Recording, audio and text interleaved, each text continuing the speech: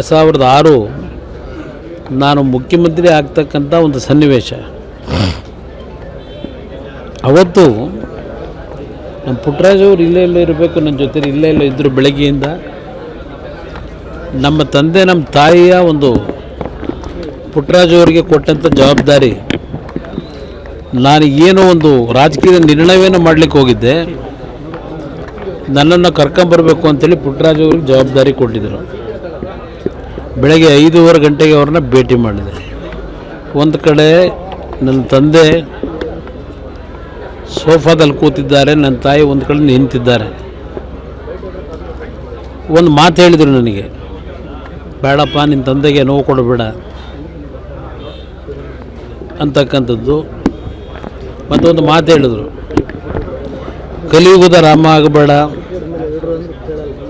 ಹಿಂದೆ ದಶರಥ ರಾಮ ತಂದೆಯ ಒಂದು ಗೌರವ ಉಳಿಸ್ಲಿಕ್ಕೆ ಯಾವ ರೀತಿ ತೀರ್ಮಾನ ಮಾಡಿದ, ಆ ಒಂದು ನಡೆಯಲ್ಲಿ ನಡೆಯಪ್ಪ ಅಂತಕ್ಕಂಥ ಮಾತಾಡಿದಂಥದ್ದು ಇವತ್ತು ನನ್ನ ಹೃದಯದಲ್ಲಿದೆ. ಆದರೆ ನಾನು ಅವತ್ತು ಆ ಒಂದು ತೀರ್ಮಾನ ತೆಗೆದುಕೊಂಡಂಥದ್ದೇನಿದೆ, ಬಡವರಿಗೆ ಸಹಾಯ ಮಾಡಿದ್ದೇನೆ, ನಾಡಿಗೆ ಪ್ರಾಮಾಣಿಕವಾಗಿ ಕೆಲಸ ಮಾಡಿದ್ದೇನೆ. ನನ್ನ ತಾಯಿಗೆ ನನ್ನ ತಂದೆಗೆ ನಂತರ ಒಂದು ಒಳ್ಳೆಯ ಕೆಲಸ ಮಾಡಿದ್ದಾನೆ ಅಂತಕ್ಕಂಥ ಒಂದು ಅವರಲ್ಲಿ ಭಾವನೆಯನ್ನು ಮೂಡಿಸಿದ್ದೇನೆ. ನನ್ನ ತಾಯಿ ಇವತ್ತು ಈ ನೆಲದಲ್ಲಿ ಇವತ್ತೇನು ಮಣ್ಣಲ್ಲಿ ಮಣ್ಣಾಗಿದ್ದಾರೆ. ನಾನು ಮಣ್ಣಿಗೆ ಹೋಗುವವರಿಗೆ ನನ್ನ ತಾಯಿಗೆ ಎಂದೂ ಒಂದು ಸಣ್ಣ ಚ್ಯುತಿ ತರದೆ ನನ್ನ ತಾಯಿ ನಡೆದಂಥ ದಾರಿಯಲ್ಲಿ ನಡೆಯಬೇಕು ಅನ್ನೋದೇ ನನ್ನ ಸಂಕಲ್ಪ. 2006 ನಾನು ಮುಖ್ಯಮಂತ್ರಿ ಆಗ್ತಕ್ಕಂಥ ಒಂದು ಸನ್ನಿವೇಶ.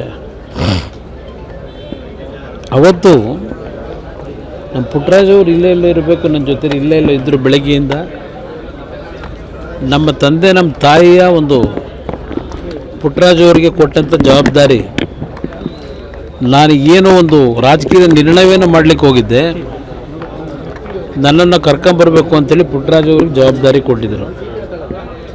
ಬೆಳಗ್ಗೆ 5:15 ಗಂಟೆಗೆ ಅವ್ರನ್ನ ಭೇಟಿ ಮಾಡಿದೆ. ಒಂದು ಕಡೆ ನನ್ನ ತಂದೆ ಸೋಫಾದಲ್ಲಿ ಕೂತಿದ್ದಾರೆ, ನನ್ನ ತಾಯಿ ಒಂದು ಕಡೆ ನಿಂತಿದ್ದಾರೆ. ಒಂದು ಮಾತು ಹೇಳಿದರು ನನಗೆ, ಬೇಡಪ್ಪ ನಿನ್ನ ತಂದೆಗೆ ನೋವು ಕೊಡಬೇಡ ಅಂತಕ್ಕಂಥದ್ದು. ಮತ್ತೊಂದು ಮಾತು ಹೇಳಿದರು, ಕಲಿಯುಗದ ರಾಮ ಆಗಬೇಡ, ಹಿಂದೆ ದಶರಥ ರಾಮ ತಂದೆಯ ಒಂದು ಗೌರವ ಉಳಿಸ್ಲಿಕ್ಕೆ ಯಾವ ರೀತಿ ತೀರ್ಮಾನ ಮಾಡಿದ, ಆ ಒಂದು ನಡೆಯಲ್ಲಿ ನಡೆಯಪ್ಪ ಅಂತಕ್ಕಂಥ ಮಾತಾಡಿದಂಥದ್ದು ಇವತ್ತು ನನ್ನ ಹೃದಯದಲ್ಲಿದೆ. ಆದರೆ ನಾನು ಅವತ್ತು ಆ ಒಂದು ತೀರ್ಮಾನ ತೆಗೆದುಕೊಂಡಂಥದ್ದೇನಿದೆ, ಬಡವರಿಗೆ ಸಹಾಯ ಮಾಡಿದ್ದೇನೆ, ನಾಡಿಗೆ ಪ್ರಾಮಾಣಿಕವಾಗಿ ಕೆಲಸ ಮಾಡಿದ್ದೇನೆ.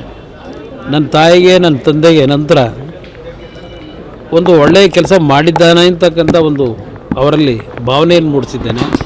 ನನ್ನ ತಾಯಿ ಇವತ್ತು ಈ ನೆಲದಲ್ಲಿ ಇವತ್ತೇನು ಮಣ್ಣಲ್ಲಿ ಮಣ್ಣಾಗಿದ್ದಾರೆ. ನಾನು ಮಣ್ಣಿಗೆ ಹೋಗುವವರಿಗೆ ನನ್ನ ತಾಯಿಗೆ ಎಂದೂ ಒಂದು ಸಣ್ಣ ಚ್ಯುತಿ ತರದೆ ನನ್ನ ತಾಯಿ ನಡೆದಂಥ ದಾರಿಯಲ್ಲಿ ನಡೆಯಬೇಕು ಅನ್ನೋದೇ ನನ್ನ ಸಂಕಲ್ಪ.